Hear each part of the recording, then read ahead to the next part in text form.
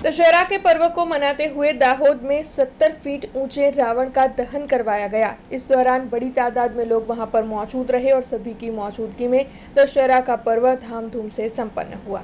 दाहोद से ये खबर सामने आ रही है जहां पर दशहरे के पर्व की अनोखी रंगत देखने मिली थी। दरअसल दाहोद में 70 फीट ऊंचे रावण के पुतले का दहन दशहरा के पर्व पर किया गया था। तब आपको बता दें कि इस दौरान भव्य आतिशबाजी की गई थी और इसी के साथ जय श्री राम का जय घोष भी सुनाई पड़ रहा था। रावण दहन देखने के लिए बड़ी तादाद में लोग पहुंचे थे। तब आपको ये जानकारी भी दे दें कि इस दौरान शिव शक्ति ग्रुप के अग्रणी, साथ ही अन्य राजनीतिक अग्रणी और साथ ही हिंदू संगठन के लोगों की मौजूदगी वहां पर दर्ज की गई थी।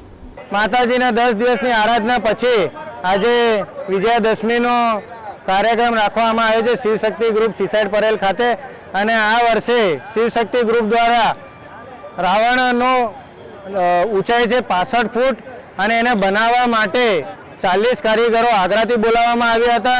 ભારે મહેનત બાદ એને બનાવવામાં તૈયાર કરવામાં આવ્યો છે અને સાથે સાથે આપણે જોઈ શકો છો હજારોની પબ્લિકમાં સંખ્યા જોવાવાળી આવી છે।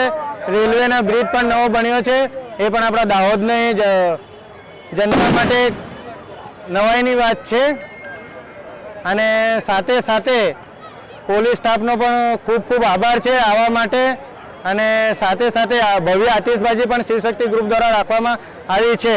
हमसे जुड़े रहने के लिए हमारे YouTube चैनल को सब्सक्राइब करें और नई वीडियो की नोटिफिकेशन के लिए बेल आइकॉन को दबाएं।